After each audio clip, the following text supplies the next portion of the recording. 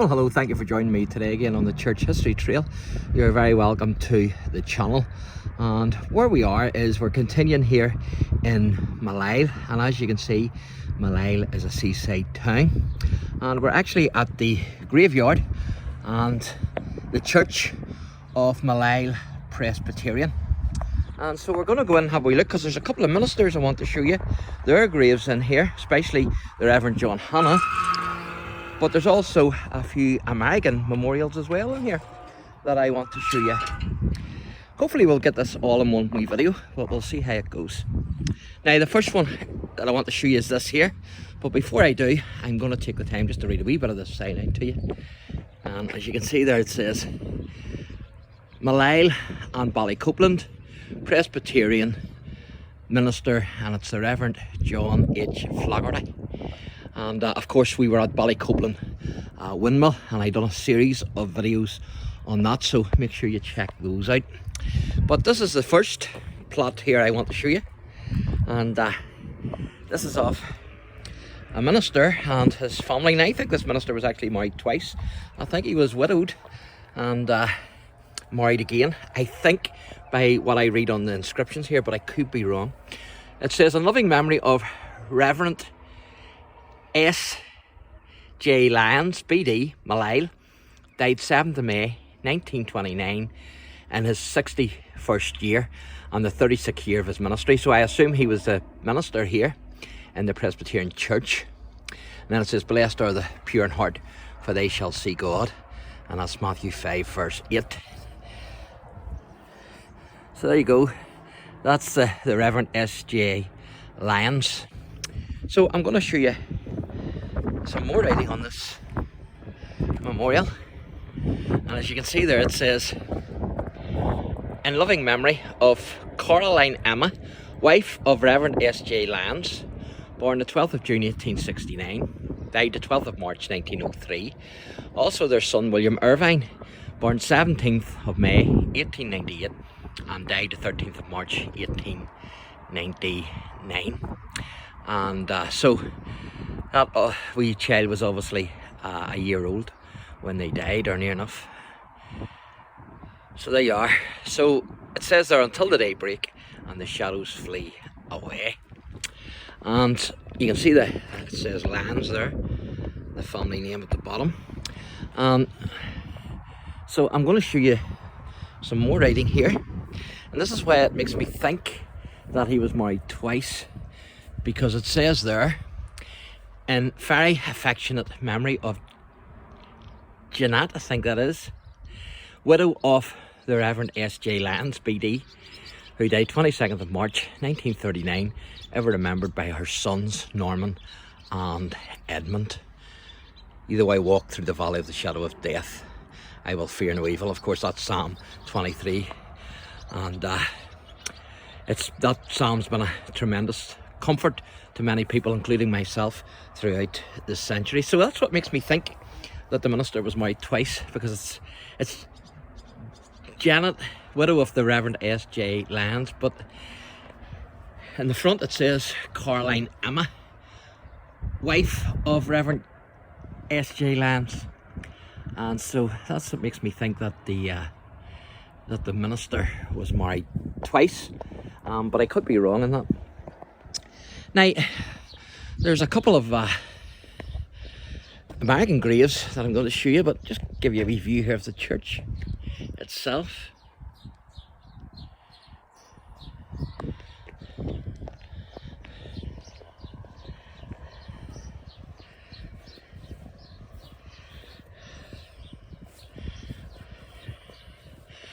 And I'll show you the sea as well, the seafront.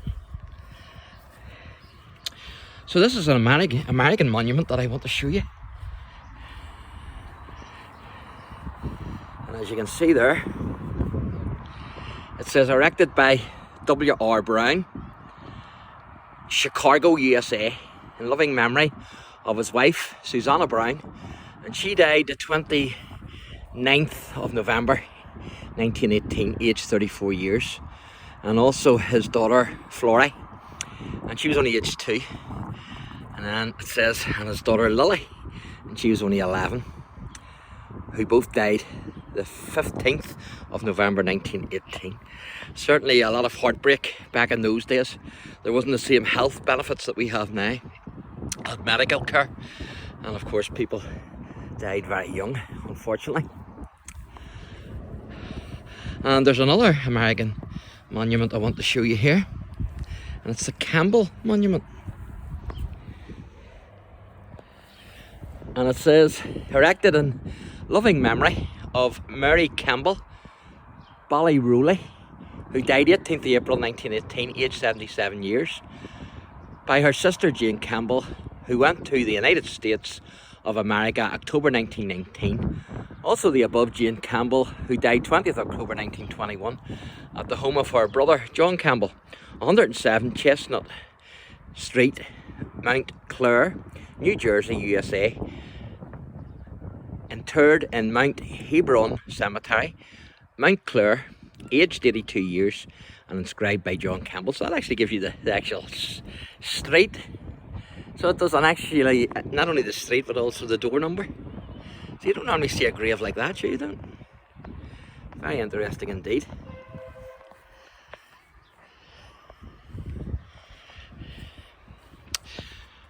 So I want to show you another minister's grave.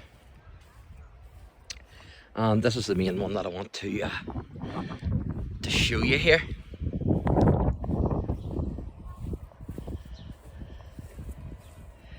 And it's this one here with the railings.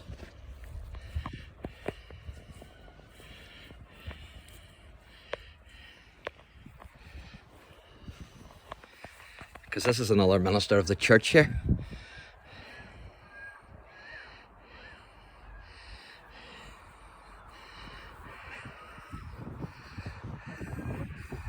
So I'll try and read this out to you the best I can. And this is sacred to the memory of the Rev John Hannah. And he was born the 16th of November 1784. And it says, ordained as minister of the Presbyterian congregation of MILLISLE, 2nd of May 1815, and he died January, I'm not sure, 10th maybe, I'm not sure, but it's 1850. And he was a faithful preacher of the gospel of grace, and a labourer, I think that says, pastor, and sought to lead into the paths of understanding and of life that flock which the chief shepherd had committed to his care. So that's very, very nice, but also a great challenge there to ministers, including myself. So there you go. So that's the grave of the Reverend John Hannah. And of course he was the rector here of MILLISLE Presbyterian Church. And so I'm going to take you down here, and there's one more wee grave I want to show you at the bottom, but I'm going to take you down here first.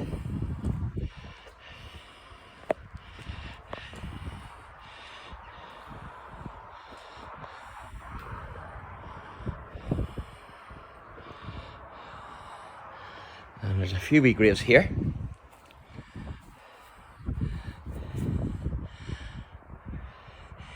In memory of our grandmother, Jane Craig, widow of the late Robert Craig, who died the 4th of February 1913, aged 92 years. And also her grandson, John Finlay, who died 2nd of May 1944, aged 64 years. Also his wife, Mary Greer Finlay, who died 30th of November 1961. And then there's another one here, and that's erected by Navin York of Ganaway in memory of his aunt Isabella Boyle, I think that is, who departed this life the 16th of February 1862 aged 80 years. And also his sister, Isabella York, who departed this life 25th of April 1886, aged 64 years. And then there's one more here, and that's erected by Elizabeth Birch, an affectionately remembrance of her aunt Jane Niblock, widow of the late Robert Niblock of MILLISLE, died 23rd of June 1914, aged 87. So there's one more grave I want to show you, and I want to show you a wee bit of the sea as well, and a couple other wee bits and pieces, and then we'll wrap this wee video up.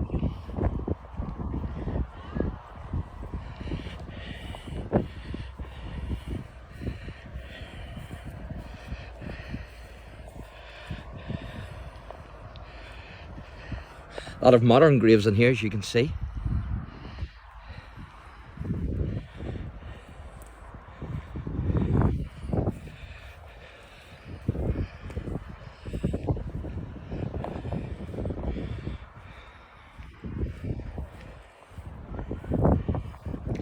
So this is the grave here.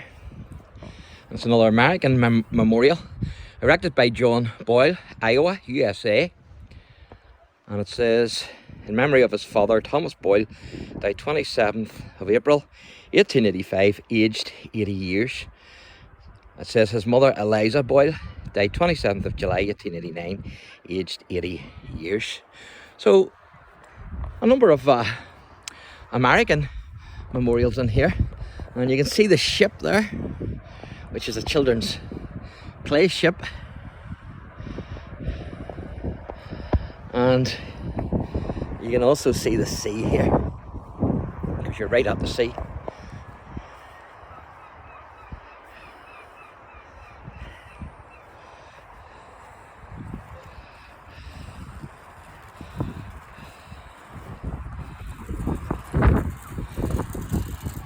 So you're right at the sea here.